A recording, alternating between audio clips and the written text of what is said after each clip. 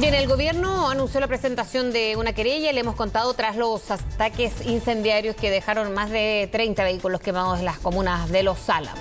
Queremos conversar sobre la situación que se está viviendo en la macrozona sur, sobre temas de seguridad en general que empiezan a tomar forma en la agenda. Estamos con el senador del Partido Socialista, José Miguel Insulza. ¿Cómo está, senador? ¿Cómo está, senador? Buenos días. Muy buenos días, Frecia. Muy buenos días, Sebastián. ¿Cómo están ustedes? Muy bien, gracias por el contacto. Senador, bueno, hace un rato desde La Moneda marcábamos el punto de que este tema se empieza a convertir en uno muy importante para la agenda del gobierno, no solo por lo que está ocurriendo en la macrozona sur, también por los hechos de violencia acá en la región metropolitana, entre otras cosas. Partamos por lo que ocurre en la zona sur, porque parece como lo más urgente y lo de mayor envergadura también. ¿Cómo ve usted la estrategia que está desplegando el gobierno, senador, en esta materia, para esa zona en particular? Bueno, mira, hasta ahora lo que conocemos fundamentalmente de esa estrategia es la idea de un uso de la Ley de Seguridad del Estado para el tema de los camioneros. El resto todavía está bastante poco claro en realidad. Yo creo que lo que se mantiene es el concepto, espero que lo que se mantiene es el concepto inicial de desarrollar un diálogo amplio para resolver los problemas de fondo de la Araucanía y al mismo tiempo tener una actitud fuerte respecto del tema de la delincuencia que está ocurriendo allá, para llamarla por todas sus letras, de la criminalidad que está en ascenso, para lo cual, a mi juicio, el problema está más radicado en las fuerzas de orden que en las Fuerzas Armadas. Las Fuerzas Armadas han sido usadas muchas veces de la Araucanía. No olvidemos que este país tuvo 3 guerras de la Araucanía alguna vez, y finalmente terminaron simplemente en una usurpación de los derechos de los pueblos y de los pueblos originarios. Yo no quisiera que esta vez ocurra lo mismo, y por lo tanto yo soy partidario de que se mantenga la política de diálogo y expansión de la actividad de las fuerzas policiales. ¿Y eso significa que usted cree que no es necesario volver a un estado de excepción entonces por ahora? Porque lo han planteado algunos gremios, por ejemplo, allá en la zona. El estado de excepción, en realidad lo que significa, más allá de su nombre y sus otros contenidos, es el desplazar fuerzas militares en la Araucanía. Yo no soy partidario de eso, lo he dicho claramente desde el primer día en el Senado, y no lo soy por una razón muy simple, porque es una cosa, es iniciar un proceso que nadie sabe. Uno nunca debe iniciar un proceso que no sabe dónde va a terminar. ¿En qué sentido? ¿Cuánto creo que van a salir los militares después la gente que está haciendo estas cosas, más allá de cualquier otra cuestión, que están mercados por el narcotráfico, que otro montón de cosas más, están implantados en la región. Ellos están implantados en la región, son parte de la población de la región. Y por lo tanto tienen la capacidad, digamos, en términos militares, la capacidad de avanzar y retroceder cada vez que les parezca conveniente. Por lo tanto, usted puede desplazar militares y dice, solucioné la situación, saca a los militares y la situación vuelve. Entonces, cómo derrotar a esas fuerzas es otra cosa. Y eso ya significaría, francamente, o un diálogo mucho más serio para resolver los problemas de fondo, o una acción bélica que yo no soy partidario de iniciar. Y eso del diálogo, senador, tampoco parece tener un objetivo claro, porque más allá de las herramientas, porque más temprano hablábamos con el delegado regional o provincial de Arauco, y claro, nos decía que tampoco se descarta volver a un estado de excepción. Eso está en conversaciones y lo va a ver las autoridades, porque son de la idea del diálogo, pero también de tener estas herramientas para detener a estos grupos. Ahora, ¿de qué manera se hacen cuando no es estado de excepción? Me refiero por lo que eso significa y en el personal que sale ahí en proteger algunas zonas que son más conflictivas. Mire, ese es otro tema. Nosotros lo conversamos un poco ayer. Yo no tendría inconveniente en algunas acciones concretas, como por ejemplo la protección de las carreteras, una cosa de ese tipo. Eso lo podríamos conversar. Si lo que se trata es de no pasar a una nueva situación en que en la práctica se está reconociendo a grupos subversivos pequeños una condición de beligerantes, y por lo tanto hay que prácticamente declararles la guerra. Yo no estoy de acuerdo en eso. Ahora, si me dicen a mí, mira, así como se hizo en el norte, me dicen, así como en el norte se dijo, nos van a ayudar, las Fuerzas Armadas van a ayudar a vigilar la frontera, alguien me plantea el tema de vigilar las carreteras, yo estaría dispuesto a discutirlo, eso, por cierto, a conversarlo. Pero solo acotado a ese tipo de funciones. Acotado, no, siempre acotado, de manera que ellos hagan lo que tienen que hacer y lo hagan bajo mando civil, bajo el mando que dirige el gobernador regional o el delegado presidencial, que es el que decide qué cosas se hacen y cuáles no, y no decirle, mire, tenemos estado de excepción, nombremos un jefe de ¿cómo se llama? Un jefe militar. Y echamos a andar lo que le parezca y él va a tomar las decisiones. Yo no soy partidario de eso. No creo que sea bueno que iniciemos un proceso con características bélicas contra grupos subversivos, porque eso no funciona, no ha funcionado nunca en ninguna parte del mundo. Pero no es por un tema ideológico o la carga que tiene eso de tener militares en ciertas zonas, senador, va por ahí también bajo la... ¿Sí? Hay un tema de concepto general, Fresia, por cierto. Nosotros, mire, además que esto no lo digo yo, esto lo dijo ni más ni menos que Augusto Pinochet alguna vez cuando posaba de general democrático, allá por el año enero, febrero del año 73. Cuando una periodista, usted le preguntó, general, ¿será necesario que salga el ejército? Y él contestó, cuando el ejército sale a matar, señorita, así que ojalá que no. Bueno, yo creo que es una definición correcta. El ejército sabe de guerra. El ejército no sabe de orden pública, no sabe y no ha tenido nunca mucho éxito. Los ejércitos regulares nunca han tenido mucho éxito en lucha antisubversiva. De lo que se trata es de que los grupos que practican esto sean aislados, como se hizo por lo demás en Chile, al retorno a la democracia. Había grupos que querían derrocar al gobierno, etcétera. Nadie, que estaban en contra, es decir, por una lucha armada, nadie le pidió que los militares actuaran. Se actuó fundamentalmente con trabajo de inteligencia y trabajo policial para combatir esos grupos, en paralelo con un país que evidentemente progresaba en democracia. Pues.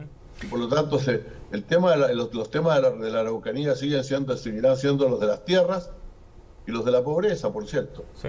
Senador, ahora, ¿está en condiciones la policía de cumplir con esas tareas de orden público, dada la magnitud y la envergadura, digamos, del desafío? Porque acá los atentados ocurren a plena luz del día, como sucedió ayer, con la quema de camiones, por ejemplo, en lugares que ya no son tan alejados tampoco, ni tan intrincados, sino que en zonas más pobladas.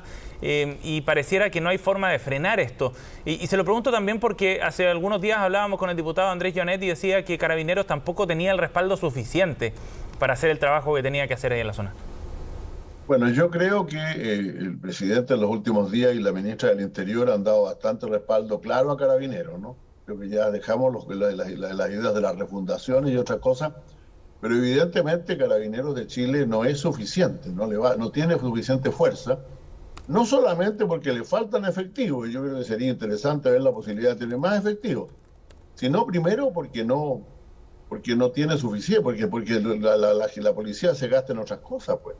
Si tenemos policías custodiando las fronteras, en otros países lo hace el ejército, tenemos policías repartiendo citaciones, tenemos policías custodiando espectáculos públicos organizados por privados, tenemos otro montón de cosas que podría, por así decirlo, ahorrar, y tenemos toda una parafernalia militar, porque desfilan a cada rato, y todas esas cosas pues, realmente quitan tiempo para el trabajo de control policial que la policía tiene que ejercer. Eso es lo primero. Y lo segundo, no se sabe, es increíble que, yo sé que lo hay, espero que lo haya, un trabajo de inteligencia en la Araucanía, nadie sea capaz de detectar o de saber cuándo y cómo se van a producir los atentados. Fundamentalmente porque hay una población en silencio, una población que no quiere lo que está pasando, pero que no tiene la disposición ni la voluntad para combatir eso. Y eso se combate aislando a los terroristas, aislando a los violentistas, cosa que no estamos consiguiendo hacer. ¿Ha visto usted un lineamiento claro del gobierno y específicamente de la ministra del Interior, a quien han recaído todas las críticas? De hecho, desde algunos sectores de forma irónica señalan o hablan del ministro Monsalve, refiriéndose que él está a cargo del tema. Dos cosas. Primero, la gente es buena para hacer estereotipos.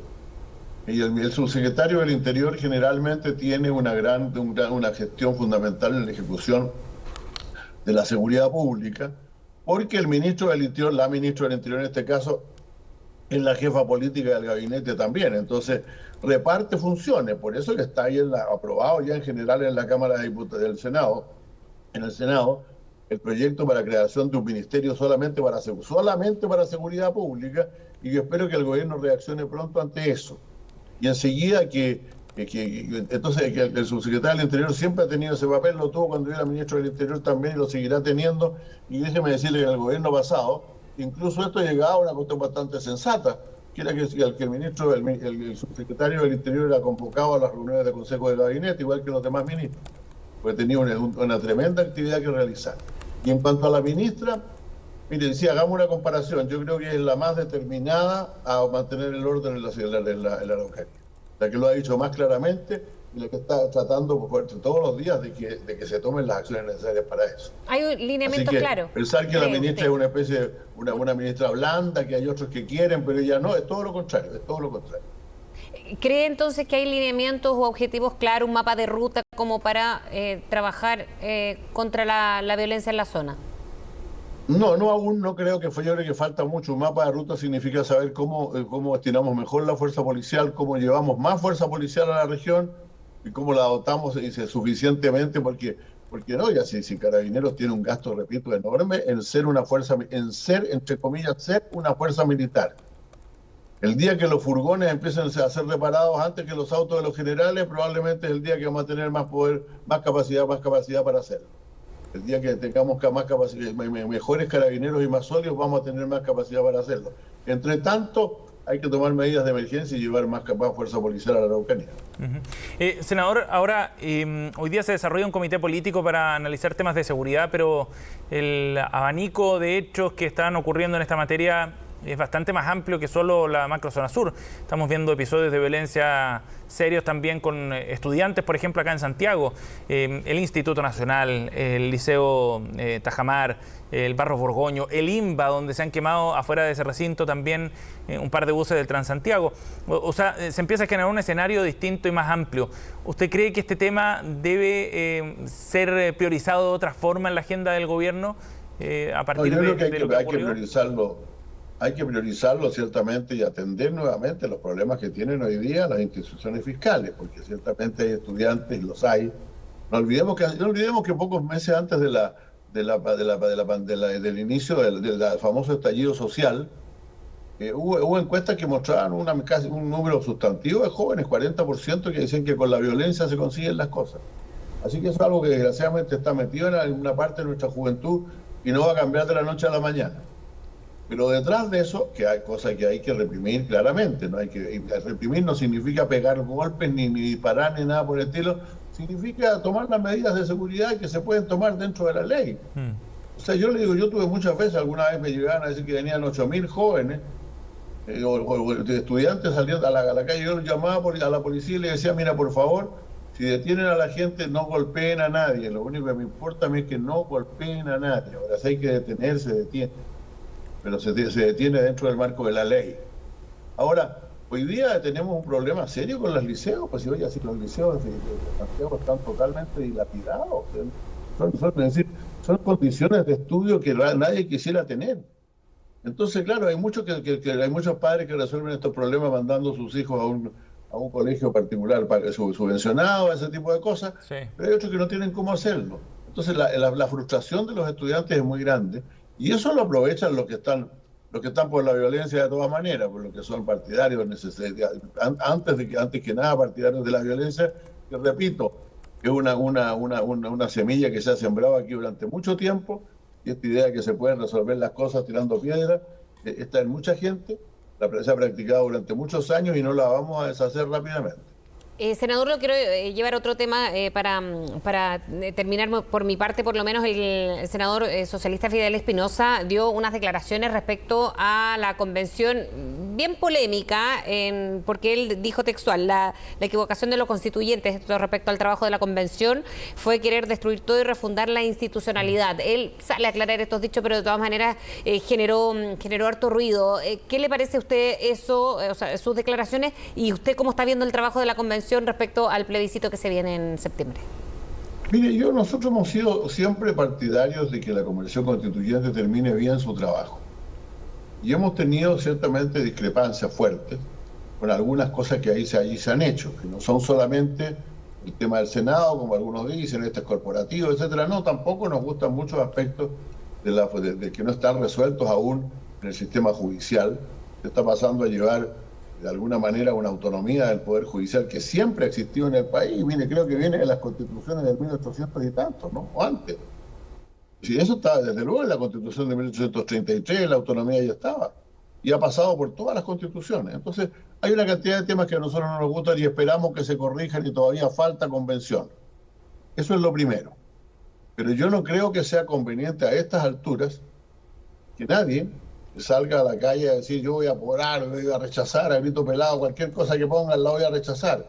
Algún querido amigo dijo ayer, a mí me basta con lo que hay, yo la voy a aprobar. No, yo la voy a leer. Yo espero aprobarla y espero que mi gente la apruebe. Pero lo menos que le puede pedir a usted a gente que se dedica a la política es que no den el mal ejemplo de armar esto como si fuera una pelea de barras bravas, pues. Lo menos que puede esperar es que cada chilena y cada chileno pueda libre y soberanamente decidir qué es lo que quiere una vez que lea la nueva Constitución. Y esa parte a mí me parece que las reacciones me han parecido más preocupantes que lo que dijo Fidel, fíjese. Que no me gustó, no estuve de acuerdo con él, en muchos aspectos.